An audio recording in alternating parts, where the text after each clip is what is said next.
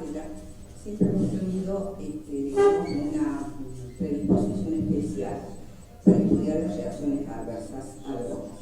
Por eso nuestro servicio fue y es un servicio de referencia, donde llegan muchas de las reacciones a drogas, donde llegan las valoraciones. Y entonces le hemos prestado siempre atención a esto. Esto con lo que yo me enmarco. Perdón, no se me traer en inglés porque me invitaron el año pasado para ir a hablar sobre estos temas en un ISO mundial en la Universidad de San Pablo. Entonces había que organizarlo en inglés y había que cambiarlo del inglés al castellano y había salido muy lindo, por eso lo tomaba. Pero es sencillo. Bueno, esa portada que ustedes ven ahí es un libro de farmacovigilancia que hemos editado con la doctora, son 2 tomos, están bastante bien hechos y después les voy a conseguir el blog por donde ustedes pueden acceder a estos libros.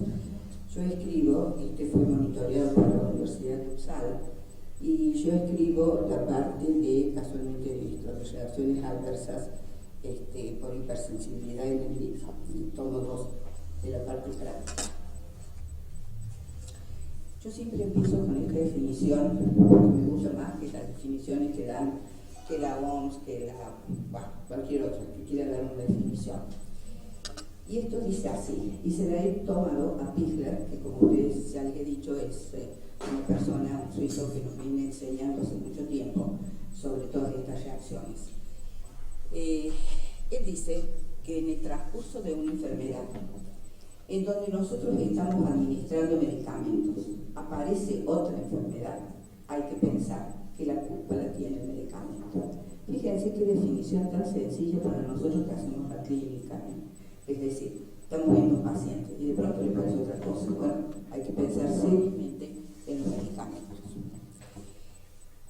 Y dice también esto, y con esto inicia un libro de clínicas de Norteamérica publicada, que también vale la pena tenerlo o se puede acceder a él, donde dice que tiene características muy heterogéneas. Y también lo compara con la sífilis, ¿no es cierto?, que es una gran simuladora de enfermedades. Y dice algo que nos toca de cerca a nosotros los que hacemos el consultorio todos los días. Dice, a veces estamos preocupados por muchas cosas como raras o como preocupados en otra cosa. Y no le damos la cara, face to face, a este problema de las reacciones adversas a drogas, que tiene morbilidad, mortalidad y mala praxis, que nos involucra a nosotros e involucra a los laboratorios, ¿no es cierto? Y por cierto, involucra al paciente cuando nosotros, no estoy cómoda. No sé con la presidenta, con la ex. Y dice esto sacado, fíjense ustedes, de la guía, así que no lo digo yo a esto. ¿Por qué es difícil hacer el diagnóstico? ¿Por qué es difícil la farmacovigilancia? El denunciar, o no denunciar, porque no es la palabra que le gusta a la gente que hace farmacovigilancia, sino notificar. ¿Por qué no notificamos? Primero, bueno, por muchas causas, pero primero porque no sabemos reconocer la enfermedad, ¿no? Y segundo, fíjense ustedes, porque no disponemos de métodos específicos, salvo la clínica, una buena historia clínica y un buen examen del paciente para poder hacer el diagnóstico de reacción adversa a drogas. Bueno, ¿qué pasa en nuestro servicio? En un momento, como los residentes van haciendo sus trabajos finales, en este caso, este trabajo final consistió en juntar o en ver sobre 671 pacientes que habían consultado el servicio. Nosotros verificamos lo que siempre, que es más o menos lo que yo ya les he mostrado en otras estadísticas. Primero vemos rinitis y asma, esa es la principal causa de consulta.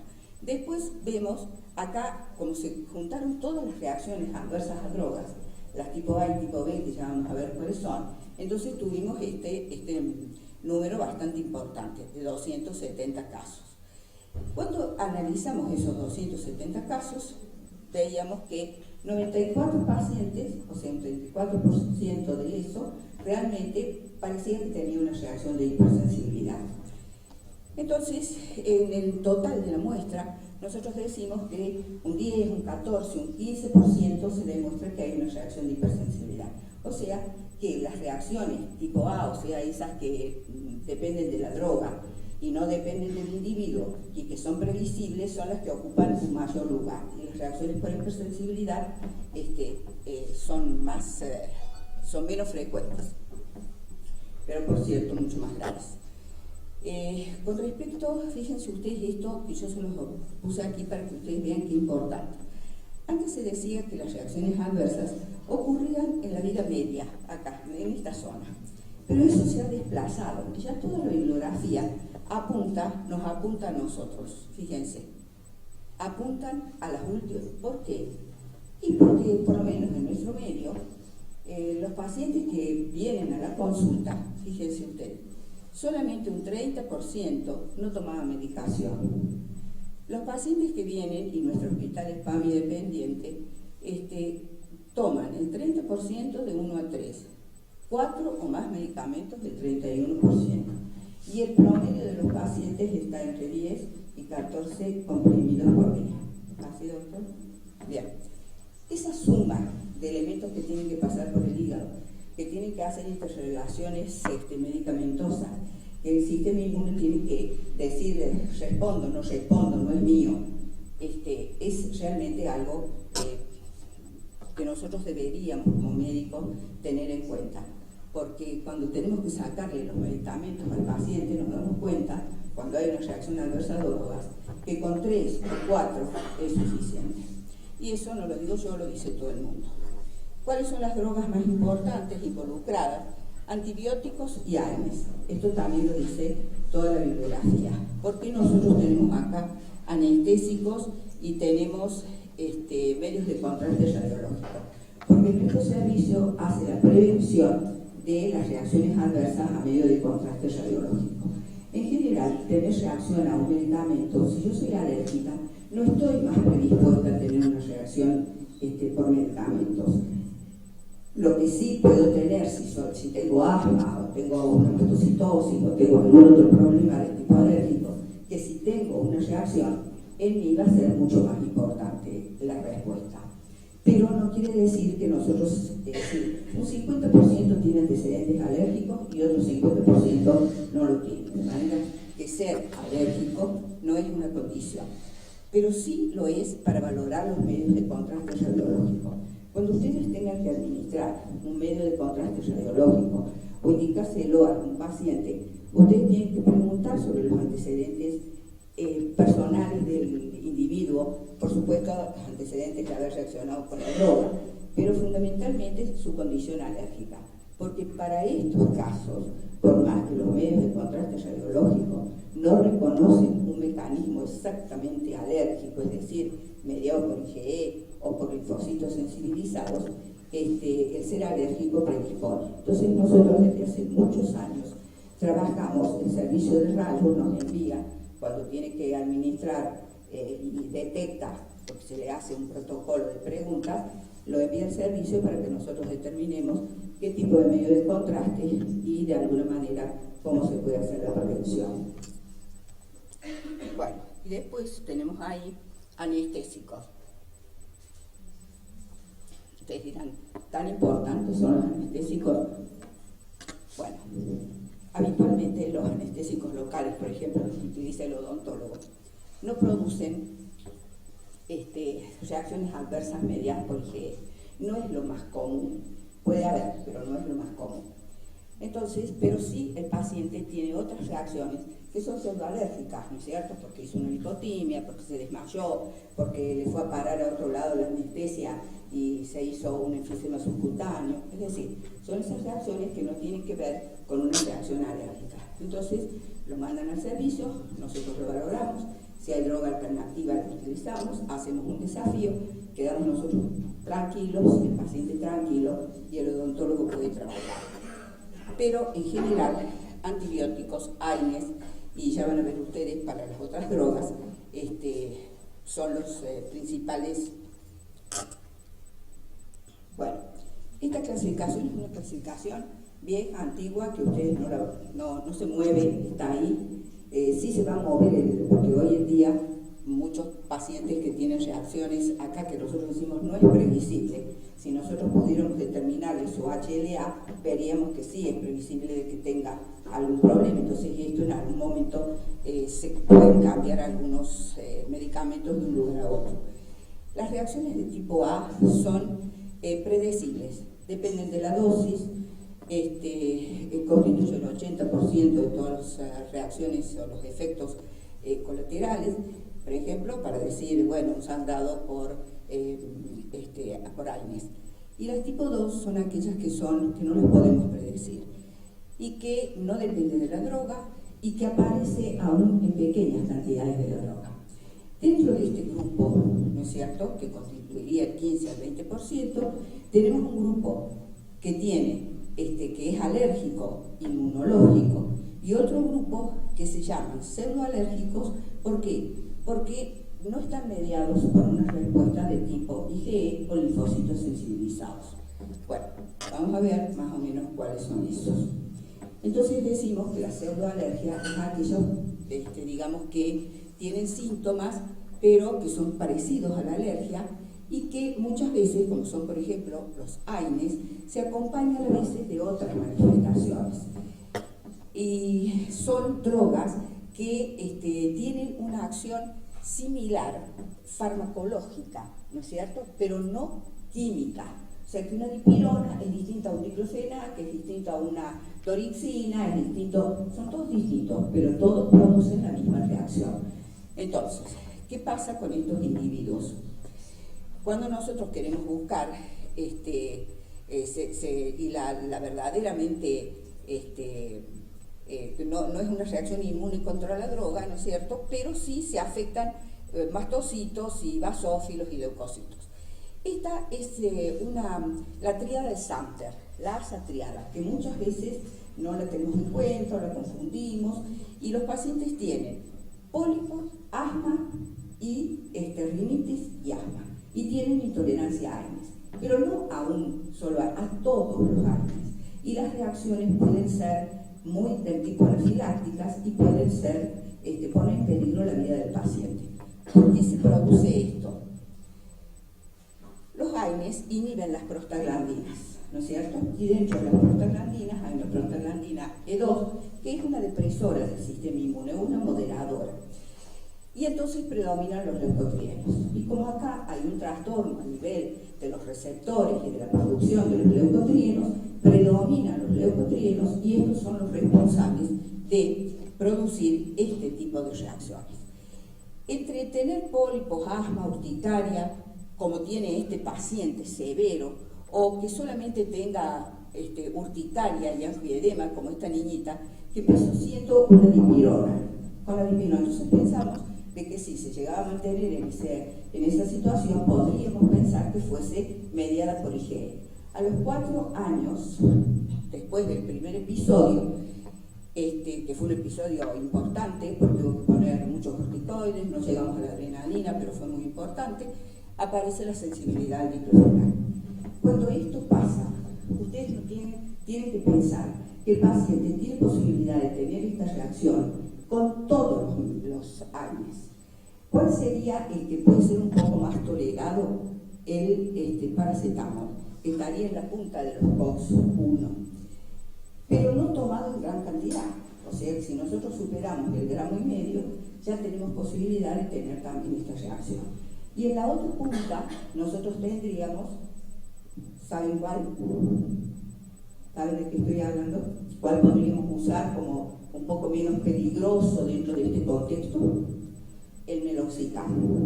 Pero no quiere decir que el meloxicam no les vaya a hacer reacción. Por eso, cuando nosotros tenemos estos pacientes, tenemos que hacer una prueba de tolerancia. Si vemos que es a todo, vemos qué pasa con el paracetamol, si lo tolera, qué dosis, y hacemos una prueba de desafío. Y esa es un poco la ayuda que nosotros aportamos a las necesidades de ustedes cuando tienen un paciente como este. Hacemos una prueba de desafío con meloxicam, vemos si lo tolera, y bueno, lo tendríamos ahí un poquito como posibilidad de uso. Y por supuesto los COX-2, es cierto? Como puede ser la lactosia, que es el único que creo que ha quedado en el mercado, pero que no quiere decir tampoco que estos pacientes, cuando son muy severos, no puedan dar también una reacción con todos, con los llamados POX1 y los llamados POX2. El 40% de los pacientes de asma mal controlada que les va a tocar a ustedes asistir en una guardia pueden tener este problema. Lo publicamos, llevamos esto, vimos, juntamos casos, vimos la diversidad de formas de presentarse esta asociación, desde muy severo. Estos pacientes, cuando son muy severos, se puede hacer desensibilización, ¿no? Entonces podemos nosotros hacer desensibilización y hacer que el paciente tolere cuando está necesitando utilizar, por ejemplo, aspirina como un antiagregante y bueno, obtiene una poliposis, y a veces haciendo la desensibilización con aspirina mejoramos todos los síntomas, pero es riesgoso, hay que hacerlo en la terapia y en pacientes muy seleccionados. Otros casos de pseudoalergia. Fíjense ustedes como una reacción psicógena, donde la estimulación proviene directamente del sistema nervioso, produce una serie de factores, ¿no es cierto?, como el factor de crecimiento neuronal, la sustancia P, las endotelinas, que activa ¿a quién? Al macrófago, ¿sí? Al mastocito. Y el mastocito produce, a través de esta activación, histamina. Tengo una pregunta con la diapositiva anterior. Usted dijo que hacía desensibilización. Sí. Pero si el mecanismo es alérgico y no interviene la IgE, ¿cuál es la base de la desensibilización? Bien. Cuando hacemos desensibilización, y ya lo van a ver con un casito que nosotros traemos acá, que tal vez si lo necesitara se pudiera hacer, se puede hacer desensibilización. ¿Qué significa eso? Significa administrar lentamente la droga, ¿no es cierto?, hasta que nosotros consigamos que tolere la dosis terapéutica que estamos buscando, ¿sí? Por ejemplo, estamos haciendo con aspirina, le vamos dando después internado en la terapia porque no sabemos cómo va a salir. Y llegamos a la dosis que nosotros queremos, 100 miligramos, 200 miligramos, si usted quiere. ¿Y qué es lo que se piensa que sucede? Nosotros pensamos que con esto estamos tapando los receptores. ¿Se acuerdan que todas las células tienen receptores para, algunas como el mastocito tienen receptores directamente para todo esto, ya lo vamos a ver. El mastocito es una célula de la inmunidad innata, muy activa, que no está ahí para darnos alergia, créanme, está ahí para defendernos, porque tiene receptores para bacterias, tiene receptores para todo lo que le ponemos encima, que son los xenobióticos, que son los medicamentos, tiene receptores, digamos, para leucotrienos, es decir, es una célula y que se activa con muchas cosas. Bueno, se piensa que por lo menos algunos procesos de desensibilización estarían frenando, ¿no es cierto?, frenando o tapando los receptores e impidiendo, y dejándolos ocupados, e impidiendo que se pueda producir la reacción. O tal vez anticuerpos bloqueadores, ya sea de los propios anticuerpos, ya sea de los receptores, ¿no es cierto?, o tal vez de los TCR. ¿Se acuerdan que los linfocitos recibían todo en el contexto del TCR, ¿no?, de su receptor propio? Entonces, pudiera ser que los mecanismos fueran frenar esos receptores. No está sabido hasta el día de hoy cómo actúan, pero cuando nosotros hemos, por ejemplo, tenido necesidad de hacer una desensibilización en una paciente, por ejemplo, que tenía sífilis, que no respondía a los otros tratamientos y que tenía la posibilidad, por suerte, cuando se le hizo, se hizo toda la prueba de sensibilización y todo lo demás, y la toleró bien.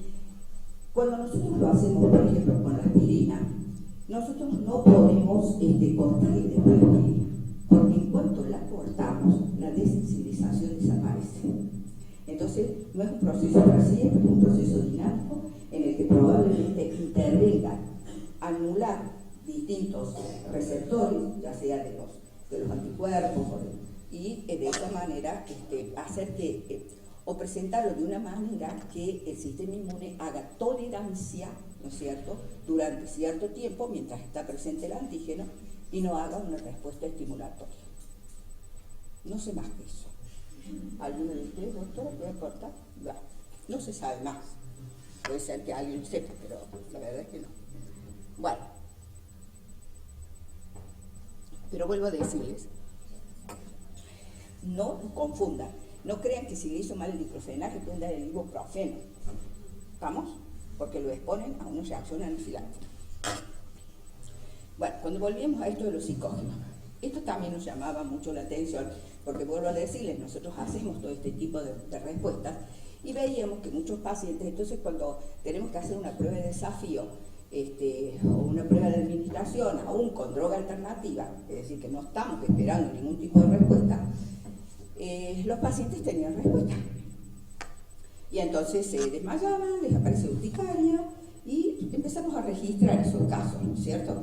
Pero ¿con qué los hacían? Nosotros empezamos todas las pruebas de sensibilización o las pruebas de desafío con agua, con solución fisiológica, ¿sí?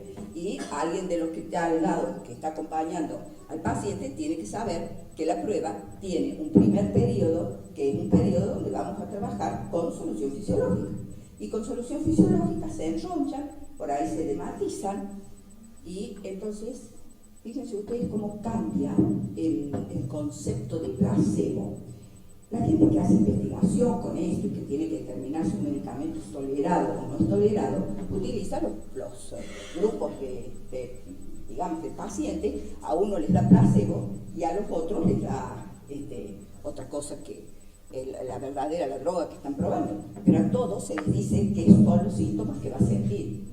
Más de un 30% de los que reciben placebo experimentan todos los síntomas que le han dicho que tiene que experimentar.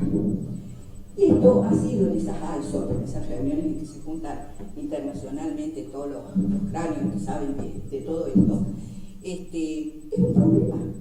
Entonces ya no le llaman al placebo nocebo. Y va a haber que tener cuidado y hay que tener cuidado en la interpretación de estas cosas. Bueno, nosotros lo publicamos, lo llevamos también ahí a Ghana, en un ISOP, los pacientes que habíamos visto y que pensamos que este mecanismo es un mecanismo óptimo para producir este tipo de reacción. Bueno, fíjense ustedes acá, muchos pacientes experimentan prurito, ¿sí? Estas drogas que están puestas acá, como no tenemos mucho tiempo, pero tenemos pacientes, la cloroquina, las estatinas, producen muchos pruritos y no son reconocidas. Y ojo, es un prurito severo en el cual hay que sacar el medicamento porque no hay otra forma. Entonces, ¿cómo actúan estos? Todos estos que ustedes ven, los opioides, los coloides, los quimioterapias, bueno, ¿cómo actúan? Actúan a través de receptores que están en las terminaciones nerviosas. Hemos aprendido muchísimo a través de los últimos 15 años, 20 años, sobre las terminaciones pruritógenas. Antes creíamos que las terminaciones pruritógenas no eran nada más que una de las terminaciones del dolor, solo que se estimulaba poquito. Y si le estimulaba muchito, la misma vía me daba el dolor. No es así. Lo que hay son terminaciones pruritógenas y tenemos receptores de los más variados en esas terminaciones. Y yo siempre les muestro, bueno, estas son proteínas que están instaladas ahí, que se sabe que trabajan cuando se introducen estos medicamentos y activan estos receptores. Y ustedes acá ven un toll-like receptor. Y uno dice, ¿cómo un toll-like receptor? ¿No me dijo usted que estaba puesto en un lugar donde era para que el mastocito y el macrófago viera todo lo que los podían presentar las bacterias? Bueno, tanto darle al sistema inmune, resulta que los medicamentos, que son xenobióticos, pueden también estimular los toll-like receptors. Y si hay alguno por acá en estas terminaciones, bueno, y si con todo lo que largamos acá, una vez que esté estimulado, a su vez estimulamos el mastocito y hemos hecho el círculo completo. Ya habíamos hablado los otros días también de esta pseudoalergia, ¿no es cierto? Que es cuando nosotros utilizamos los inhibidores de la IECA, de la enzima. Porque la enzima trabaja a este nivel, transformando la bradipinina en fragmentos inactivos. ¿Sí? Bien. Entonces actúa en el mismo lugar donde actúan las quinasas, igual que las hormonas. Entonces no se pueden ir acá, se acumulan, y entonces esto que ustedes ven ahí es una paciente con un angioedema de tipo por inhibidor de la IECA. El último paciente, uno de los últimos pacientes que vi con inhibidores de la IECA, me lo envía, es clínico, después de mucho tiempo de control, y el paciente tenía un poco de edema, estaba tomando un enalapril, se lo sacamos, venía acompañado, esto habitualmente viene solito, el edema, pero venía acompañado de bastantes reacciones también en la piel, lo cual llega al alergista, pero las reacciones no pegaban, la verdad, con nada. El paciente tenía un aspecto fácil y todo lo demás de paciente de riesgo. Nunca se le había pedido, entonces cuando uno ya ve que una reacción en la piel, grandes simuladores, habíamos dicho, ¿no es cierto? Bueno, pido todos los elementos que uno pensaba que podrían estar debajo de esas reacciones. Resultó HIV positivo, VDRL positiva, hepatitis C positiva. Entonces, habíamos de alguna manera confundido estas reacciones, ¿no es cierto?, que por cierto podrían estar ahí con un cuadro mucho más importante para solucionar de manera bastante inmediata. O por supuesto secundario, ¿no?, una sífilis secundaria.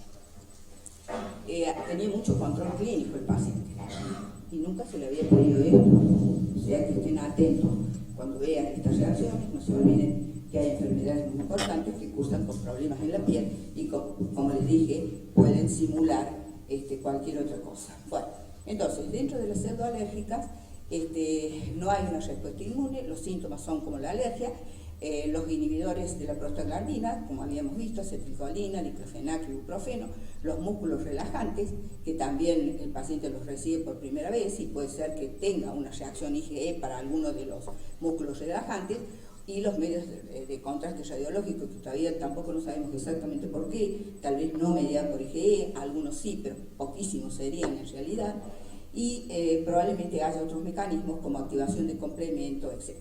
La infusión de gelatina, que para no extenderme demasiado, porque acá me van a, ¿sí? Ya me paro un poquito. Bueno, las infusiones de gelatina, hoy en día sabemos, he estado en un congreso, y la verdad es que por donde el paciente puede sensibilizarse a algunas proteínas vienen de las zonas más extrañas. Como hoy hemos podido meternos en la molécula de todas las cosas, de los alimentos, de los medicamentos, de los venenos que se inyectan en el organismo, y bueno, hoy en día estamos en condiciones de poder decir, este pedacito lo comparte este ácaro, pero también está en este alimento y también está en este polen, por ejemplo. Bueno, es terrible para nosotros, no creíamos que estamos tranquilos.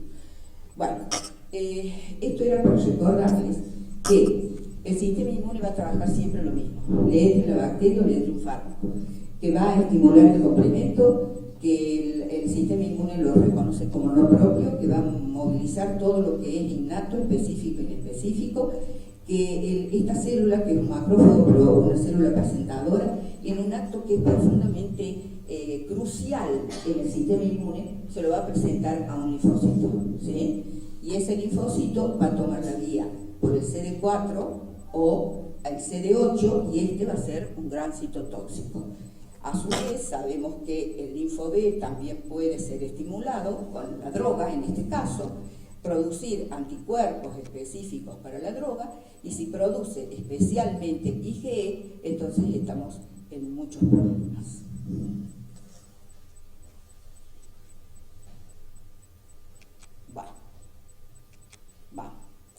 Con esta misma situación, nosotros clasificamos las reacciones de hipersensibilidad. ¿Se acuerdan que en la primera clase nosotros dijimos, cuando el sistema inmune funciona bien, todo está lindo? Cuando funciona mal o está deficitario, tenemos las inmunodeficiencias, que son características de cada lugar donde asiente la inmunodeficiencia. Cuando funciona en esa forma, pero funciona agrediendo al organismo, es la hipersensibilidad. Y cuando el organismo se agrede a sí mismo porque se forman autoanticuerpos o células que se agreden a sí mismas, y los medicamentos pueden ser una fuente de autoinmunidad, entonces tenemos la autoinmunidad, las tres grandes cosas que nosotros sabemos que puede responder el sistema inmune. Cuando nosotros tenemos una reacción tipo 1, estas tres son mediadas por anticuerpos, ¿sí? La tipo 1, tipo 2 y tipo 3. Y la tipo 4 está mediada por linfocitos sensibilizados. En estas, la tipo 1, nosotros tenemos IgE, el antígeno soluble, la célula efectora es el mast cell, ¿no es cierto?, o mastocito, se une hasta receptores, porque hasta ellos tienen mastocito, tienen receptores de altísima afinidad para la IgE. como no lo tiene ninguna otra célula. Bueno, pero no se puso ahí para esto, ¿eh? ¿Para qué se puso? ¿Por qué tenemos eso? ¿Por qué el mastocito es bueno para eso? O para que se una a la IgE. ¿Cuál ha sido el motivo de la evolución? Defendernos para los parásitos. No hay parásito y bueno, nos hacemos alérgicos. La reacción entonces, acá está la alergia, la rinitis, el asma y el shock anafiláctico. Y todas las otras manifestaciones. El tipo 2. El antígeno se pega, en este caso un medicamento, a una plaqueta, por ejemplo. Es decir, se puede pegar a una plaqueta o a un tejido que esté fijo. Y entonces, nosotros esa plaqueta se va a rodear con anticuerpos del tipo IgG habitualmente. Como tienen en ese pedacito FC, ¿se acuerdan que hablábamos del pedacito FC? Se sienta en el receptor del macrófago y el macrófago se lo come. O en otro receptor, como puede ser de la célula NK, etcétera, etcétera, y se ejerce citotoxicidad a través de este mecanismo. Pero el antígeno puede estar circulando, ¿no es cierto?, en forma de inmunocomplejos. ¿Y dónde va a ir a parar? Y va a ir a parar a los lugares por donde la sangre se filtra, a un glomérulo, a un vaso, ¿no es cierto?, y ahí se produce la reacción a través de los complejos inmunes, que ya vamos a ver, involucran complementos, como ya habíamos visto, involucran el mastocito, el macrófago, todos se ocupan de esta reacción. Y acá, fíjense ustedes, la respuesta es, pero fíjense qué distintas enfermedades empezábamos a ver a partir de que esta clasificación se hace por el año 50 y el 60, no sabíamos nada de los linfocitos. No es tan lejos este año, ¿no? Pero no sabíamos nada. Y ahí aparece esta primera reacción, esta primera clasificación. Entonces quedó como descolgada, porque decíamos, bueno, a ver qué pasa. Un linfocito es capaz de hacer distintas formas de enfermedad. Entonces ahí viene la genialidad de mi amigo Pfister. Él la modifica, y yo también la modifico, porque ya que estamos y uno tiene experiencia clínica, está en condiciones de poder modificar lo que otros demuestran como real, ¿no es cierto? Y es bien válido. Entonces, él pone que ya no hay una sola, ¿ven? Las clasifica 4A, 4B, 4C y 4D. ¿Por qué? El linfocito siempre es el que va a estar manejando la situación, pero la célula efectora va a cambiar. En este grupo tenemos la dermatitis por fármacos, que ya más o menos habíamos visto algo en la clase de dermatitis por contacto, y el macrófago, la célula fundamentalmente efectora. La 4B fundamentalmente se desarrolla un T-helper-2, y ese produce una serie de interleuquinas que van a traer eosinófilos, y aquí nosotros tenemos el exantema maculopapular como la expresión más importante de eso. En este otro caso, lo que se generan son linfocitos T citotóxicos profundamente agresivos, ya lo van a ver ustedes en una imagen comiéndose un hígado, ¿sí? Y dando una respuesta de una necrosis hepática que duró 3 días. Entonces, estas células son células que ejercen citotoxicidad. Y acá son los mismos linfocitos, pero es un linfocito con un perfil que produce interleuquina 8, que ahora la llamamos con este nombre un poquito más complejito, CXCL, porque es una quemogina, y 8, y factor de crecimiento. Y entonces, ¿qué pasa acá? Yo llamo al sitio de la piel, porque todas estas reacciones, el 90% cursan con problema de piel, ¿no? Es decir, la piel es un órgano heráldico, sale para adelante, es el primero el que se manifiesta, y entonces se llaman los neutrófilos y se produce un exantema pseudopustular. ¿Por qué pseudopustular? Porque se forman pústulas, se forma pus, pero no tenemos gérmenes. Cuando ustedes tengan un caso como eso, entonces ustedes empiezan a dudar, porque la verdad es que es bastante mal diagnosticado, porque nos creemos que es una infección. Cuando nosotros tenemos esa duda, porque hemos dado un medicamento y sabemos que esto se puede producir, y apareció estando el paciente sano, y tiene un montón de granitos, y esas cosas como granitos, rompemos una pústula y le preguntamos al bacteriólogo que nos diga si hay alguna bacteria. No la hay. Bueno, el tipo 1, ya lo sabemos, mastocito como célula importante. Este paciente le colocamos, en este caso es altamente específico, depende de la estructura, ocasionalmente es muy peligroso y puede llevar a la muerte. Están los exantemas, urticarias, y van contra el metabolito, puede ir contra un aditivo, eso también es un problema, contra un aditivo del producto. Fíjense, a este paciente le colocamos una inmunoterapia, bueno, un poquito a lo mejor se avanzó demasiado rápido en la inmunoterapia, era alérgico a, y llegó a la puerta del hospital y allá volvió, por suerte. Y volvió con esta urticaria, volvió con este edema, volvió con asma, y lo tuvimos que tratar como lo que era una anafilaxia. La tipo 2, ¿no es cierto?, que nosotros habíamos visto, y en este grupo están, por ejemplo, acá he puesto una púrpura trombocitopénica, donde la forma en que actúa el antígeno, o sea, el medicamento, tiene distintas formas, ¿no? No las vamos a analizar a todas, pero en general nosotros sabemos que ese antígeno se ha pegado a una plaqueta y este es el resultado. Las vasculitis, que reconocen un mecanismo tipo 3, acá se forman los inmunocomplejos, la porción FC estimula el complemento, eso es de cajón, por eso le habíamos dado un poco de tiempo al complemento. Si nosotros administramos globulina o algunos otros productos que pueden estimular el complemento directamente, porque se acuerdan que no solamente por esta vía se estimula, el complemento se puede estimular también por otros mecanismos, y entonces ya nosotros ya teniendo C3A, C2A, C5A, llamamos a todas estas células, los mastocitos residentes hacen lo que pueden, y en este caso, como esto se ha depositado en una membrana, vienen los macrófagos. El macrófago no se puede comer la membrana, no es una bacteria. Entonces la va a atacar con todo su poder lítico, ¿sí? Y esta es la base de los mecanismos de vasculitis. Esta paciente tenía vasculitis por aspirina. Esto como para que vayamos metiéndonos un poquito en los casos que vamos a ver. ¿Han traído casos? ¿Alguno ha traído algún caso para mostrar? Bueno, las reacciones de tipo inmediata, fíjense. Acá a lo mejor tomó penicilina en algún momento, no lo sé, porque de las anafilaxias el 50% podemos encontrar cuándo fue el contacto con la droga. El 50%, lo cual no quiere decir que no haya tomado contacto. Entonces acá viene tomando el medicamento, deja de tomarlo, se lo empezamos a dar de nuevo y empieza con los síntomas, ¿sí? Pero los síntomas se producen rápido, dentro de los 15 minutos, dentro de la media hora, dentro de las 6 horas y a veces va a la muerte.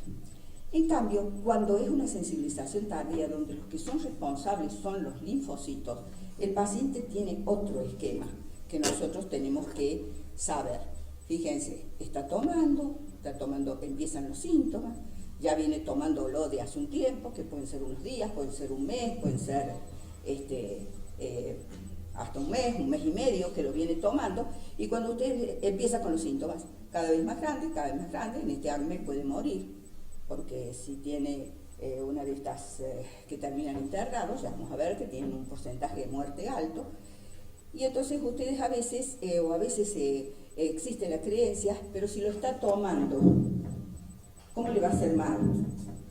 Si lo está tomando, porque lo toma este de semana, ¿sí? Bien, entonces, acá la cosa cambia, esta es la forma, ¿sí?, de irse produciendo de a poco. ¿Cuándo se produce esto? ¿En qué momento es el vulnerable? Cuando el paciente hace 15 días que está tomando un allopurinol, que se lo saque y después se lo vuelva a poner, o que le aumente la dosis, ¿sí? Entonces eso es un momento vulnerable para que se rompa el equilibrio del sistema inmune y aparezca eso. Por eso ustedes en la historia clínica preguntan ¿cuánto tiempo, desde cuándo? Y si hubo alguna variación en el medicamento que está tomando. Y por supuesto tienen que saber si el medicamento es sospechoso o no. Bueno, ustedes se acuerdan que habíamos visto algo de las reacciones tipo 4, 4A, o sea, las producidas en la piel, por un contacto con la piel. Aquí hemos hecho un popurrí, acá se activan CD4, CD8, activan macrófagos, esto creo que si se acuerdan, es un paciente que recibió un desinfectante, que es el mertiolate, y hizo esa reacción que, como digo yo siempre, fue ante nuestros ojos. Este paciente recibe vacuna antitetánica que tiene timerosal y hace una reacción generalizada, ¿sí? Reacción adversa empieza en la piel y luego, ¿se acuerdan que los linfocitos siempre patrullan el lugar donde encontraron el antígeno? Bueno, y que tienen un receptor homing. Bueno, el linfocito no va a andar por cualquier lado, va a patrullar esa zona. Y este era el paciente que hizo una reacción generalizada después de la administración del tiomersal. En esta paciente se se le colocan corticoides, ¿no es cierto?, tópicos, después de una operación, el loteprednol, que es un nuevo corticoide tópico, y cuando empieza con esta reacción, la paciente prácticamente identifica lo que le hace mal, ¿sí? Entonces nosotros podemos ayudar a ustedes, si nos preguntan, estamos tratando a este paciente y tiene este problema, o al oftalmólogo, porque aún sin tener la batería de parches, que es con lo que nosotros podemos estudiar corticoides, porque algunos antígenos de la batería son corticoides, yo le hice sencillamente una prueba as is, tal cual es. Entonces sobre la piel del paciente le puse Lotesoft en una forma, Lopre, que contiene nada más que la droga, el loteprednol. Y acá le puse todo lo que me preguntaba el oftalmólogo, a ver doctora, pero también está usando Lucid, Telar, está usando todo cloruro de benzalconio, aquí sí, preparamos cloruro de benzalconio, todo es negativo, y este es positivo. Bueno, acá fue distinto, este paciente puede haber recibido también por medicación, por el cloruro de benzalconio, hacer una reacción que puede ser irritativa o puede no serla. Fíjense en esta prueba como el cloruro de benzalconio nos da bien positivo, distinto a esto que nos dio negativo. Entonces, elementos que ingresan como fármacos a través de la piel o de las mucosas y no dejan de dar reacciones muy severas. Bueno, este paciente es sensible a la fenilefrina y a la tropicamida, costó mucho, el oftalmólogo estaba totalmente desorientado, y fíjense qué fácil que es para el alergoinmunólogo que tiene ganas de tomarse el tiempo que este paciente requiere. Pero podemos darles respuestas con esta metodología de parches cutáneos. Lo que tenía pilocarpina, ¿no es cierto?, era aquí negativo. Lo que tenía fenilefrina solito da positivo. Lo que tiene tropicamida solito da positivo. Y el fotorretin, que tiene las dos cosas juntas, fíjense cómo se suma la reacción. Y todo lo otro que le probamos, porque quería saber si la caína, si el cloruro de benzalconio o alguna otra cosa, fueron negativos. Es una prueba preciosa esta prueba. Bueno, a ver, es impecable. No siempre sale así, pero es impecable y puede servir de muchísima ayuda para el clínico. Fíjense, este paciente tiene una reacción a la budesonida, que ustedes saben que la budesonida nos la ponemos por todas partes, en la piel, en la nariz, en los bronquios, y hay pacientes que tienen reacción a la budesonida. Bueno, lo hacemos directamente también con un parche as-is. Esta paciente tenía timolol. A veces hay que hacer pruebas de provocación. Formaldehído, paciente con diálisis, las pacientes con la gasa furosinada, ¿se acuerdan que yo les mostré este caso? ¿No? Que no sea difícil. ¿Cómo sospecha la budesonida cuando le tratan y no responde? Ajá, me lo pongo y me hace mal. Me lo pongo, me duele la cabeza, me lo pongo, se me cierra la nariz, me lo pongo. O sea, tiene un efecto adverso. Hay que escuchar al paciente, porque habitualmente lo que uno le dice, pero si lo está tomando, pero si esto es para el contrario, es para que le haga bien, no para que le haga eso que usted dice. Si hay que escuchar al paciente, a los que ustedes les envuelven las piernas con gasa furosinada y el paciente le dice, me duele, me arde, o el Platzul, me duele, me arde, bueno, pero es tener atención, tiene razón el paciente, está haciendo una reacción con un linfocito en el medio. Miren esta paciente, me viene a la consulta con una reacción generalizada. Cuando yo le hago el parche con nitrofurazona, fíjense que yo espero una reacción pequeñita, ahí limitada. Miren cómo se me va el parche. Toda la reacción, ¿qué pasa acá? Y bueno, tiene linfocitos que están súper activados, entonces van a dar la reacción ahí, van a ir a dar la reacción al lado. Y esta paciente, esto es expresión de una generalización. A estos pacientes, esta misma paciente, le ponen también dentro de todo esto que ella recibe, le ponen el Platzul. ¿Se acuerdan que yo lo odio? Bueno, sulfadiazina, lidocaína y vitamina A. Yo, como no tenía sulfa en ese momento, usé el Platzul. ¿Cómo lo usan el Platzul? Se lo ponen, lo vendan, lo tienen puesto mucho tiempo. Y yo hago una prueba así, es la misma característica. Pero no lo tapo mucho tiempo. La tapo un poquito, dejo que actúe y fíjense el Platzul, cómo se lleva por delante, cómo los linfocitos sensibilizados a la sulfa se llevan por delante esa piel hasta hacer casi una escala. Y eso es lo que le queda a los pacientes cuando ustedes no los escuchan, le han puesto Platzul, se lo vuelven a poner. Este Platzul hace reacción cruzada con la parafenilendiamina y con otras sulfas. Entonces, a ver, ¿qué hemos despertado? Hemos despertado y hemos trabajado con... Bueno, Fíjense los parabenos que están presentes en muchas cosas, ¿no es cierto? Acá el Platzul, otra paciente con una úlcera varicosa. Las sensibilidades de contacto a los productos con el que... la clorhexidina en un tiempo se usaba mucho. El infectólogo del hospital había dicho que a todos había que poner, estaban en la terapia, les ponían clorhexidina.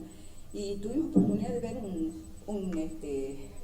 una reacción, un Steven Johnson por clorhexidina colocado localmente. O sea que, bueno, diclofenac, una paciente, de estas que hacen masaje, y hacía esto y usaba el diclofenac para hacer los masajes, la crema con diclofenac. Se sensibilizó a eso y a los vulcanizantes del caucho, con los que se puso después los guantes para tratar de solucionar este problema. ¿Sí? Eso cuando nosotros, y fíjense aquí, esto es mala praxis también, la paciente se sensibiliza al etilendiamina y como tiene esta sensibilización dice, no, tenés hongos, son los medicamentos, son los alimentos, te está haciendo mal las cándidas.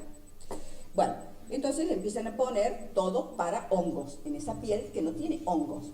Entonces la paciente se sensibiliza, en ese momento estaba el Novatn, que era el que estaba usando esta paciente, con quinoleína. Entonces yo le hago sobre esa piel, que no tiene nada que ver con una reacción ni por cándidas ni por alimentos, le pongo cosas que no necesita y la llevo a esto, para toda la vida, ¿sí? Bueno, y lo que habíamos hablado de lo que son las múltiples sensibilizaciones que suceden en las úlceras varicosas, ¿no? Y esto que es una cosa que no debería suceder, porque les he dicho, y se los voy a repetir hasta el cansancio, esto es un desastre inmunológico. Disponer de tantos linfocitos sensibilizados para tantas cosas que hacen reacciones cruzadas, bueno, y nos toca a nosotros. Bueno, hablo dos palabritas de esto. Esto ya es otra cosa, son las 4B, las llamadas 4B. ¿Cuánto llevo? ¿30? ¿Una? Bueno, fíjense, este paciente, bueno, tiene todas las de perder, porque tiene muchos de estas cosas, muy groseros. Cuando ustedes vean un paciente con todas estas cosas que no son muy bien hechitas, muy groseras, bueno, piensen que puede habérselas hecho en alguna prisión. Entonces, fíjense lo que él tiene, que le estábamos dando a este paciente. Bueno, ya se los voy a mostrar un poquito mejor. Son las formas clínicas, ¿no? El exantema maculopapular. ¿Qué se activó? CD4. CD4 teje el perdón. Entonces vamos a tener eosinófilos. El síndrome de Steven Johnson. Este paciente estaba tomando alopurinol, enalapril, temsartán, flavonoides y encima le habían puesto una penicilina benzatínica por las dudas que esto fue infeccioso. La desacomodamos totalmente. ¿Pero por qué la desacomodamos? Porque ese paciente con tantos linfocitos activados contra una cosa y puestos en pie de guerra pueden hacer las sensibilizaciones múltiples. ¿Sí? Bien. Pensamos, porque ocupa el primero dentro de este grupo, el alopurinol ocupa el primer lugar. ¿Qué pasó acá? CD8, CD4, la gran citotoxicidad. Miren cómo le cuelgan las ampollas que ya va a decir la doctora en un caso que vamos a presentar, ¿no? Entonces, estos pacientes hay que llamar al oculista, hay que llamar al estomatólogo, quedan con úlceras, con córneas, ya lo van en la córnea. Estos pacientes son un desastre, se mueren el 30%. Y habitualmente, cuando nos llaman, el diagnóstico a veces no está hecho y no hemos hecho nada por él, se le han hecho todo lo que se puede hacer. Bueno, este paciente hizo un NET, murió también, mueren como el gran quemado, ¿no es cierto? Y este paciente con SIDA también hizo un NET, donde están los tóxicos, ¿no es cierto? Los linfocitos esos tóxicos. Esta paciente, una paciente con HIV positiva, quería quedar embarazada. Bueno. Entonces se le dio este plan para que hiciera. Y la paciente empieza con esto, que comprometía las mucosas, con este exantema, con afectación hepática, etcétera, etcétera.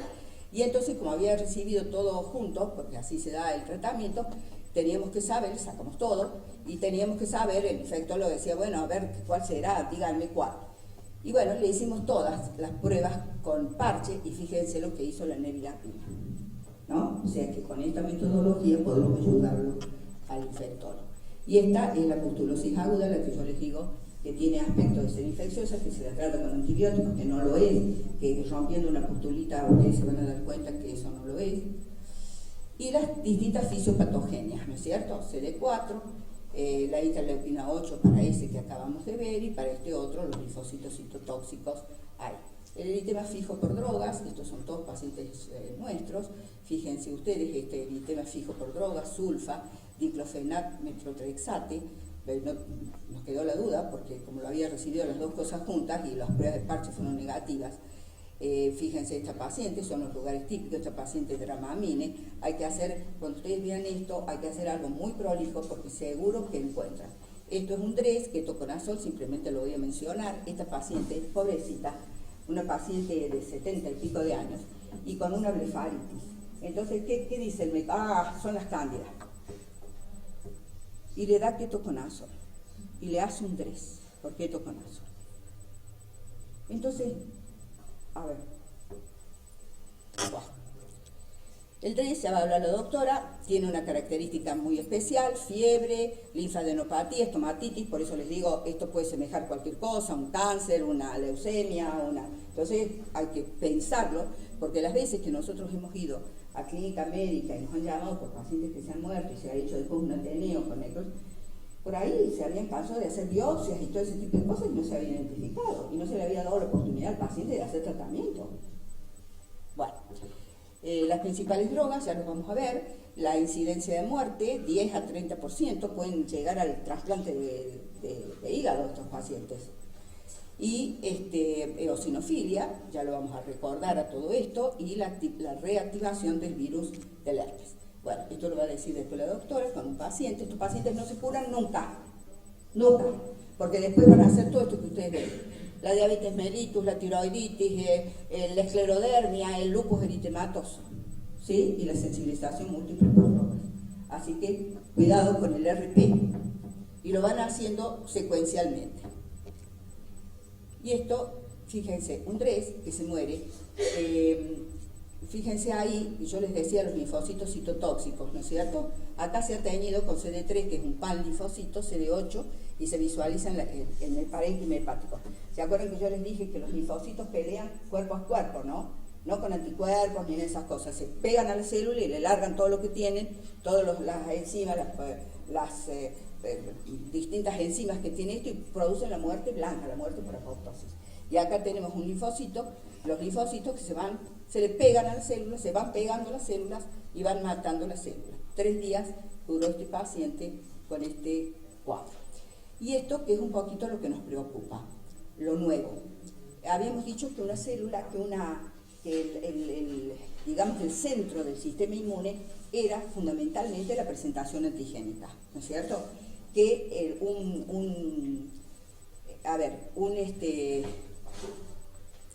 un producto extraño, un medicamento, pasa por la célula presentadora, lo metaboliza, se lo pone en el complejo mayor de histocompatibilidad, ¿no es cierto? Acá está, esta es la célula presentadora y acá está el complejo mayor de histocompatibilidad. Lo acomoda acá, ¿no es cierto? Si es un apteno, como puede ser la penicilina, le acopla una proteína, porque el apteno solo no sirve para reaccionar, y se lo presenta al complejo mayor, al TCR. Y esta es una vía clásica. Pero ahora sabemos, y cuando Piller vino, una de las primeras clases que dijo es que vengo a romper dogmas. Los xenobióticos, los medicamentos rompen los dogmas. Fíjense ustedes cómo se puede acomodar un medicamento. Directamente acá, en el TCR, y activar el linfocito. Directamente acá, alterando los péptidos del receptorio del complejo mayor de histocompatibilidad. Entonces, ahora, este linfocito T, que estaba muy contento con sus propios HLA, contra los cuales no puede reaccionar, ahora vino un xenobiótico, se le metió en el medio, le cambió el HLA, y ahora este linfocito cree que tiene un injerto arriba. Entonces, los que hemos vivido al lado del paciente que está internado, un Steven Johnson como ese, y que el paciente se muere, siempre nos hemos preguntado: ¿qué está haciendo el sistema inmune? Le di un alpurinol y ha hecho esto. ¿Qué está pasando? Pasa esto. Cuidado con el RP. Ustedes pueden hacer a estos pacientes, les hacen un frotis, lo llaman al hematólogo y le dicen: por favor, ¿me puedes decir si hay linfocitos que están atípicos, y siempre hay linfocitos atípicos. Entonces, cuando tenemos dudas, rompemos la pustulita, llamamos, podemos hacer una biopsia, pero todas estas cosas son cosas muy rápidas de hacer. Entonces, esto que les había dicho, que se une no covalentemente directamente al HLA o directamente, y entonces nosotros tenemos una verdadera respuesta, ¿no es cierto?, como si fuese un trasplante. Y esto nada más para que ya termino. Miren, tenemos 10 a la 12 de drogas, de medicamentos puestos en el mundo en contacto con nosotros. ¿Tenemos necesidad? No, eso no está bien. ¿Y qué tiene el sistema inmune? 10 a la 12 de TCR que pueden caer y que pueden reconocer cualquier cosa. Las drogas también. Y tenemos miles de moléculas de HLA. Entonces no es raro encontrarse con que un xenobiótico ingresó y encontró un lugar donde ubicarse. Que estaba destinado a una bacteria, a un virus, a un parásito, y encontró un lugar. Esto. No todos hacen esto, fíjense. En una población HIV negativa, menos del 3% produce exantema con sulfonetoxazol. En una población con HIV, 50% produce reacción adversa. ¿Qué pasó? ¿Qué piensan que pasó?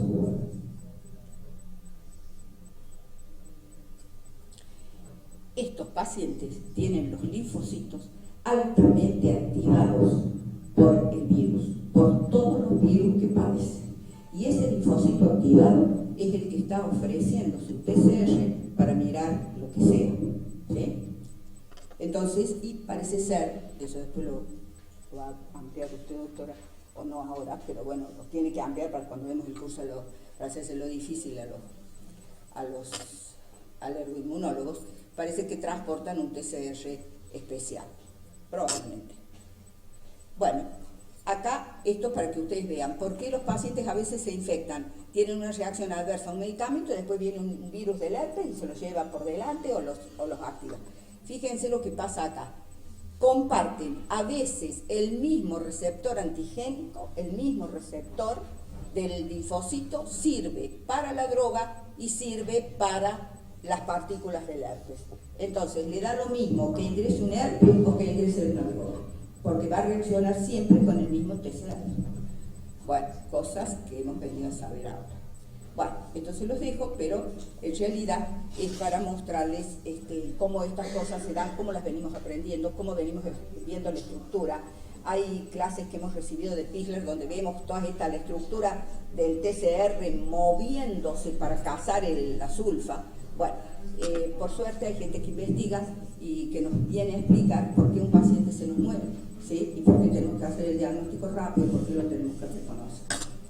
Bueno, si ustedes ahora quieren hacer un pequeño descansito y después vamos a presentar unos casos, vuelvo a preguntar si alguno ha traído algunos, ¿se acuerdan que yo les dije que trajeran? Seguro que ustedes tienen muchos casos que son interesantes como para... Pero bueno, las doctoras acá tienen unos casos espectaculares, diría yo, para afianzar estos conocimientos, ¿sí? Vamos a presentar ahora unos casos clínicos como para poner en práctica todo lo que habló la doctora.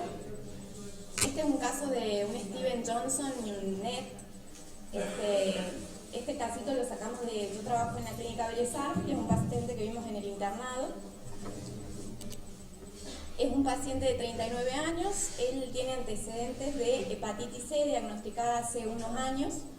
Inicia con un cuadro respiratorio y fiebre, consulta el 25 de mayo por consultorio ambulatorio en otra institución y es tratado con amoxicilina 750 más claritromicina durante 48 horas. El paciente tiene una mala evolución clínica, el 2 de junio es derivado a la guardia central de la clínica por dificultad respiratoria que evoluciona en insuficiencia respiratoria y es ingresado en la unidad de cuidados intensivos. Una vez ingresado, el paciente presentaba una placa compatible con una neumonía bilateral, se sospecha en VIH, se pide la ELISA y se confirma una HIV-Sida con una neumonía por TCP, ¿sí? Y se inicia inicia el tratamiento específico para esto con la trimetoprimazulfa y se agrega ampicilina sulbactam. El paciente cumple 14 días de tratamiento endovenoso para su neumonía por PCP con buena evolución.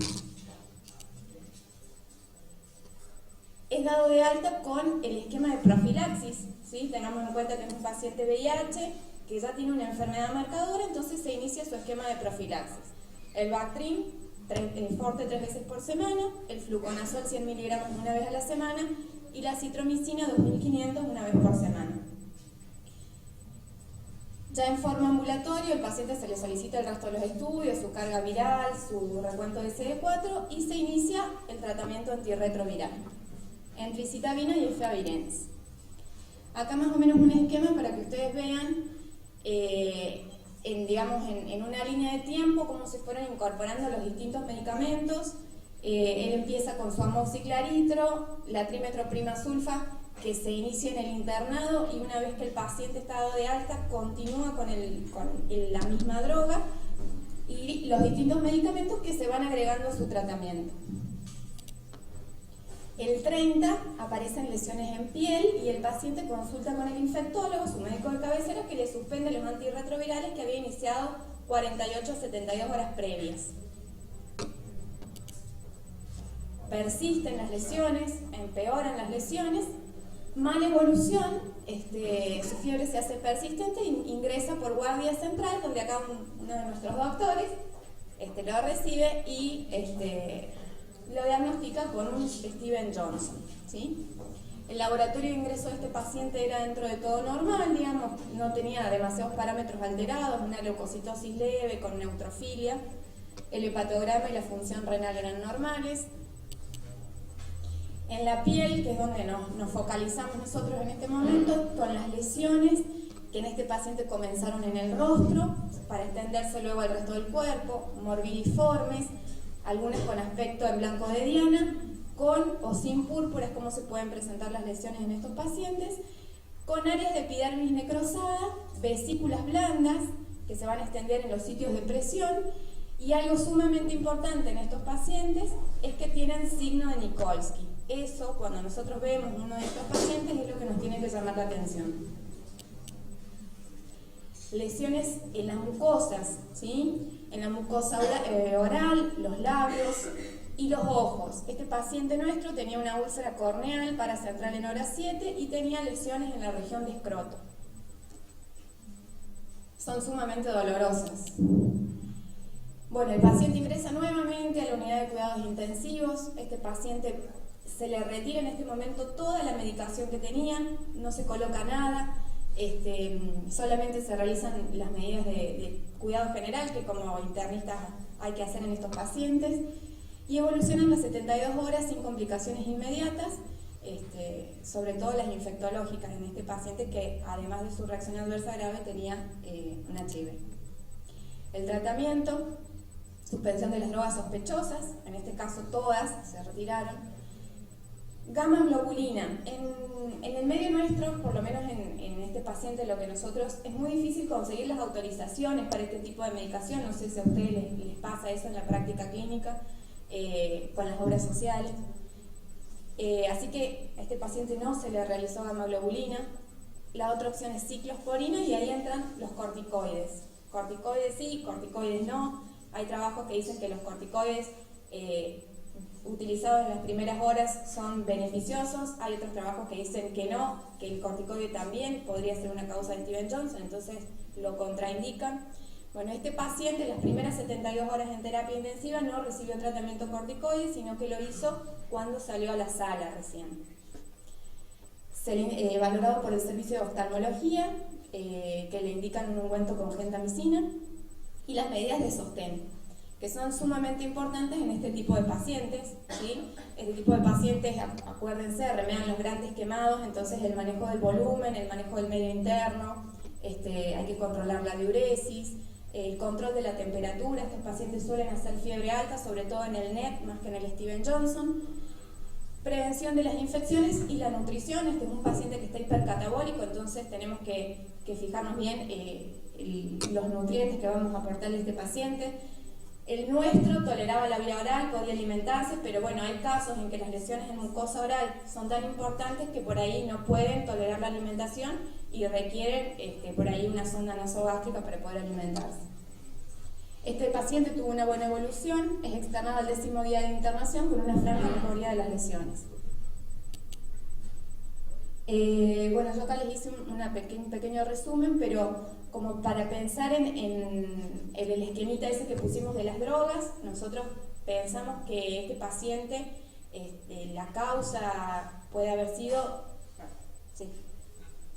A ver qué piensan ustedes. Ah, bueno. El paciente, primero hay muchas cosas que son como difíciles de entender.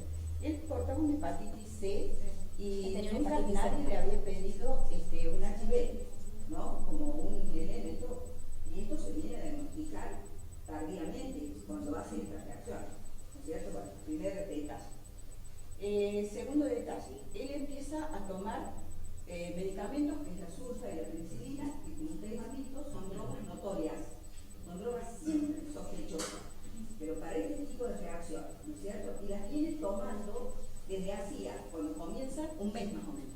Sí. Esa reacción que ustedes han visto, ¿es una reacción de qué tipo? 1, 2, 3, 4. ¿Cómo la clasificarían? ¿A qué clasificación habría de eso en el contexto?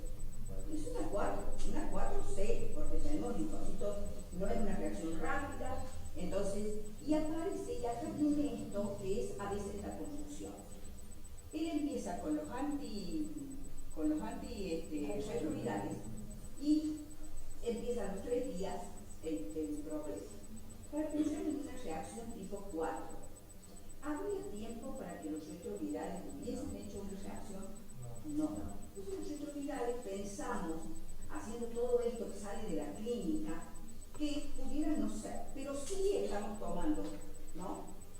Una droga que ya lleva el tiempo que uno puede esperar. Ahora los razonamientos clínicos. ¿Se les ocurre otra cosa?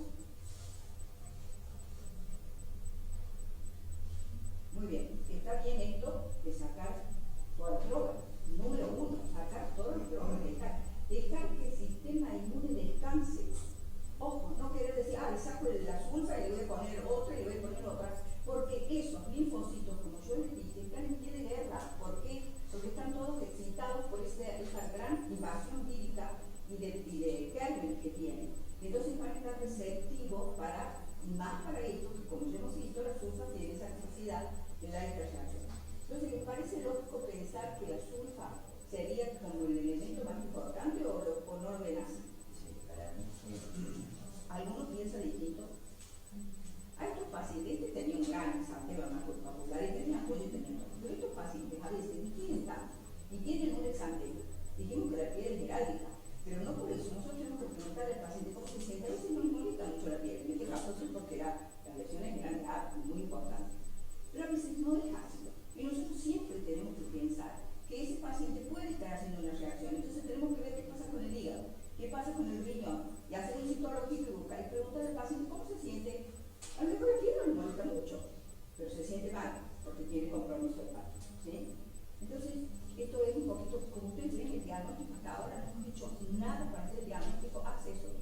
Podríamos haberle pedido un linfocito, hacer un pedido de linfocito para esto, y a veces estos pacientes, cuando no se hace el diagnóstico, se les hace biopsia, porque se piensa en que se puede pensar con estas ampollas. ¿Cómo? Es una enfermedad de la piel apoyada en un pérfido. Y se van haciendo, no es así la ampolla del pérfido, por eso el signo de Nichols, que es tan importante y es signo de gravedad, ¿no? Si las ampollas son duras, las del pérfido, no son como estas que ahí ustedes las tocan y se vienen con toda la piel del paciente, ¿sí? Entonces, por eso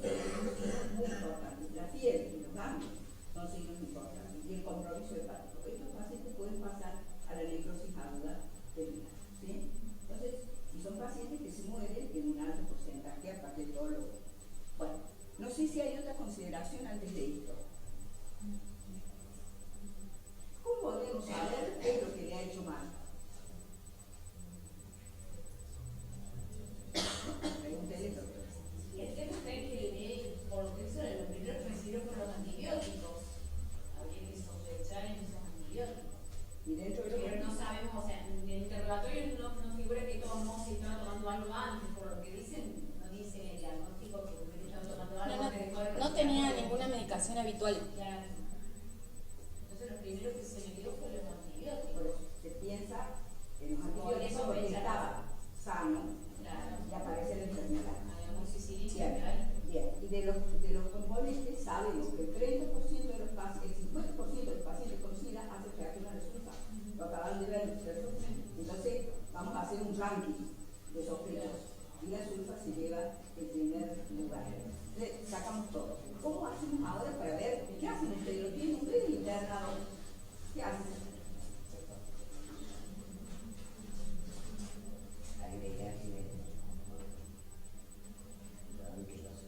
Se hizo muy bien esto, doctora, de que hizo usted esperar un poco, pero si dejemos que el sistema no le voy a meter ahora cosas, voy a esperar que se tranquilice. Y la doctora hizo algo muy interesante porque le puso corticoides, porque hay que poner corticoides, porque tenemos una reacción inflamatoria muy importante, el corticoide es muy inmuno. Y lo hizo en dosis, ¿y qué dosis lo hizo? No, fue en dosis alta. Dosis Sí, alta. sí, dosis ¿Por alta. qué dice? Hicimos 24 miligramos de Y el dexametasona. paciente cómo respondió, Bien. de 10. Con Sí, a las 24 horas después de hacer O fiebre. sea, que se hace o no hacemos, son discusiones inútiles, hay que hacerlo. Ustedes no otra cosa, podrían ustedes dar maluconía, porque el paciente está muerto, llegado, se lo trata como gran quemado, porque como tiene las ampollas, se lo trata como gran quemado. Pero bueno, corticoides, con mejoría. Entonces, ¿cómo seguimos? Bueno, en realidad acá lo último con este paciente fue al infectólogo y le reinició los antirretrovirales, ¿sí? Eso fue la semana pasada. Así que por ahora no tiene ninguna reacción nueva el paciente. O sea, que le ponemos los IPRESIS y hay que ponerlas en grupo. Ustedes saben que no se puede poner a uno, ver qué pasa, de otro, pero sí, no hacer eso. Entonces, se les ponen todas, porque eran las menos sospechosas. Y hasta ahora les está tolerando bien. ¿Qué hemos hecho? Una prueba de desafío. ¿No es cierto? Bueno, con una buena respuesta. Seguimos pensando que es otra cosa, que es... Bueno, yo les hice No, acá, menos pienso eso. acá les hice una reseña breve de más o menos de lo que es el Steven Johnson y el NEP. Forman parte de una misma enfermedad. Uno cuando los ve está superpuesto, o sea, tienen lesiones en piel. Lo que vamos a tener que ver es la superficie corporal comprometida, pero siempre vamos a tener las mismas lesiones y el Nikolsky positivo va a estar presente. La epidemiología se encuentra en el 2% de todos los tratamientos farmacológicos. Tiene mayor frecuencia en los niños, en los ancianos, en las mujeres y en los pacientes VIH, y tiene una mortalidad cercana al 30%. Eso es sumamente importante. Y hay una reacción directa con algunos HLA y drogas, ¿sí? Eso se está viendo, nosotros no los hacemos acá, pero en otros lugares del mundo sí se hace. El abacavir, la carbamazepina, el allopurinol. Y acá les puse para que tengamos en cuenta algunas drogas que son las más frecuentes en producirlo, como los anticonvulsivantes, la carbamazepina, la fenitoína, que ya vamos a ver que también producen otras reacciones adversas graves, la sulfa, penicilina, los analgésicos, el allopurinol y bueno, cefalosporina, fluoroquinolonas, vancomicina, rifampicina y los corticosteroides. Bueno, y eso es todo.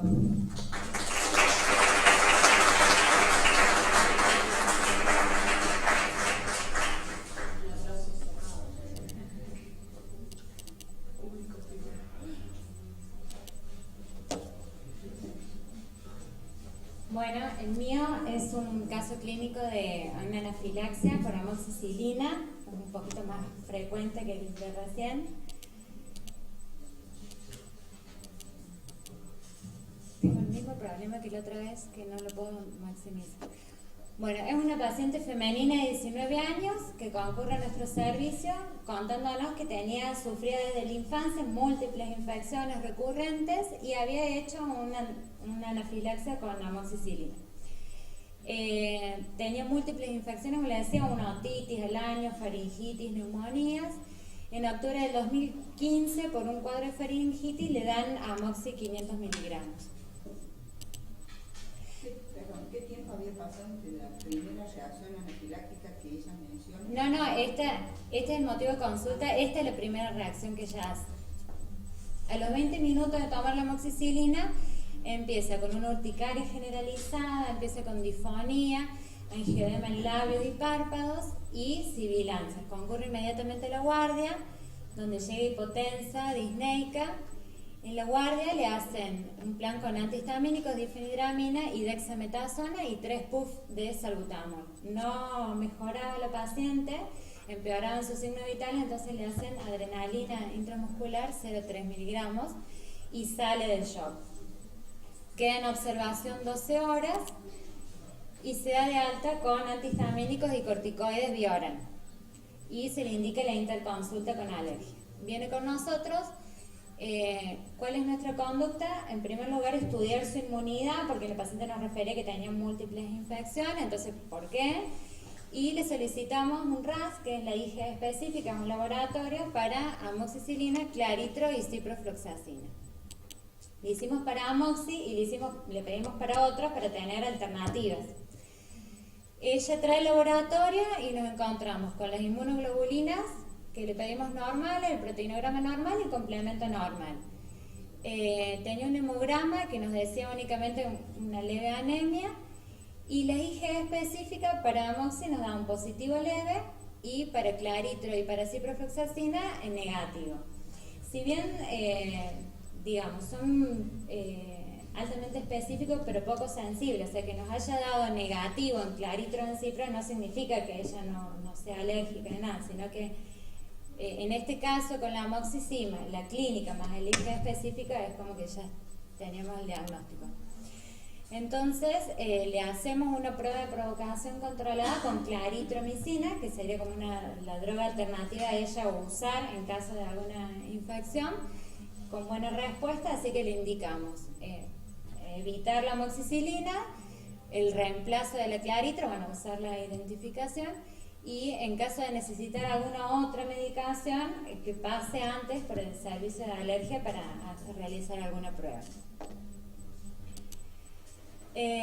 Bueno, para hacer un breve recordatorio, la anafilaxia es una reacción sistémica aguda grave.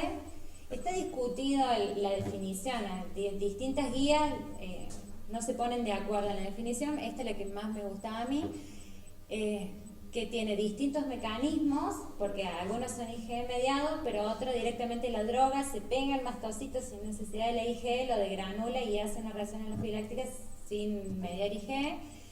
Tiene distintos mecanismos, tiene distintas presentaciones clínicas, como puede afectar un órgano 2 o en este caso como el de la chica, un grado 4 o 5, y distintas gravedades. Pero todo resulta en la liberación de mediadores por los mastocitos y basófilos. Los sistemas afectados son el mucocutáneo, gastrointestinal, cardiovascular, respiratorio, neurológico también. Bueno, donde vamos a encontrar eritema, urticaria, angioedema y prurito, casi en el 90%. Dolor, náuseas, vómitos, diarreas como síntomas gastrointestinales, hipotensión, arritmia, shock hipovolémico y obstrucción, rinorrea, sibilancia, disnea en síntomas respiratorios. Pérdida de la conciencia, también pueden sentir un sabor metálico los pacientes. Hay distintas formas de clasificar la anafilaxia, esta es la complicada y esta es la más leve. La clasificación de Samson la clasifica en 5 grupos según el órgano afectado. Grado 1 con compromiso de la piel nomás y algunos compromisos gastrointestinales. El grado 2 alguno de la piel, gastrointestinal, y vamos sumando órganos, digamos. El grado 3 ya hay un compromiso cardiovascular y neurológico, bueno, así hasta el 5. Y la forma tranqui es el leve, moderado, grave, donde el leve es piel, tejido celular subcutáneo, la moderada gastrointestinal, respiratoria y cardiovascular, además de la piel, y la grave ya cuando hay hipotensión, hipoxia y un componente neurológico. Estas son las distintas, se han hecho distintas guías consenso para ver cómo se trata y cómo se maneja la anafilaxia del 2005, 2010, las últimas son del 2014, donde todos más o menos hablan del mismo manejo que ya les voy a contar, con algunas variantes. Por ejemplo, antes se elegía la vía subcutánea de la acción para poner la adrenalina. Hoy se dice que la mejor vía es la intramuscular, porque está más vascularizada, entonces llega más rápida la epinefrina a la circulación central. Por otro lado, la monitorización de los síntomas, cuando estaba en el shock, antes era cada 10 minutos, ahora se sabe que hay que hacerlos más seguiditos, cada unos 5 minutos. El periodo cuando sale la anafilaxia, antes se dejaba 2 o 3 horas, ahora sabemos que por las reacciones bifásicas hay que esperar los mínimos de 6 a 8 horas. Y después, bueno, se discutía también si la adrenalina había que ponerla solamente en los cuadros severos o no, y bueno, ahora se llegó al acuerdo en todas las guías de que aún en los síntomas leves hay que colocar adrenalina como droga de primera elección, porque es una reacción impredecible y bueno, y eso están de acuerdo todos. ¿Cómo lo manejamos? Bueno, la posición del paciente, si está consciente en Trendelenburg, la embarazada semi inclinada sobre su lado izquierdo por la vena cava. Retirar el alergeno, en este caso el fármaco, pero si fue una picadura de insecto o si fue un alimento, no provocarle el vómito, revisarle la boca. La adrenalina es la droga de primera elección, no hay que tenerle miedo, y la semana pasada estuvimos en un congreso de Buenos Aires y se vio que los médicos no usan la adrenalina como primera elección ante una anafilaxia. Está muy temido, digamos, y bueno, eso hay que desarraigarlo de nosotros. Porque es lo que les salva la vida. Y ustedes Porque sí, la vimos cuando vimos la parte anterior, dice que la embarazada está prohibida. Pero ante el riesgo-beneficio no sé si se llegará a hacer. seguro, pero seguro que hay que hacerlo, sea la circunstancia que sea. El mismo en el asma del embarazo, que la adrenalina estaba la adrenalina en el asma no, pero en esto es lo que les salva la vida, junto con todas las otras cosas. Y no tienen que dudar, estos pacientes, como ustedes vieron, cuando ya llegaba al shock, recién usaron la adrenalina. No es así. La adrenalina, uno. Después todo lo demás. Primero adrenalina, ¿sí? Bueno, también es muy importante la incorporación de fluidos, va rápido y mucho, 1 o 2 litros en la primera hora en adultos y en niños. Oxígeno. Y los esteroides y los antihistamínicos, que son usados actualmente como droga de primera línea, en las guías droga de segunda línea. Los antihistamínicos, bueno, ahí están los usados anti-H1 y anti-H2. Pueden tener buenos resultados cuando tenemos síntomas cutáneos, como la urticaria, el angedema, pero no así con los síntomas cardiovasculares o respiratorios. Y los esteroides son importantes, la aplicación para la respuesta bifásica. Sabemos que tenemos una respuesta primaria, que es la de granulación, y después, por los mediadores formados de novo y por el reclutamiento de células como eosinófilos y linfocitos, podemos tener a las 8 horas aproximadamente una nueva reacción, que con los corticoides los prevenimos. Después, también importante, los broncodilatadores. Glucagón en caso de que el paciente esté beta bloqueado o tenga contraindicado la adrenalina, y vasopresores si la bradicardia es prolongada. Eso, nada más.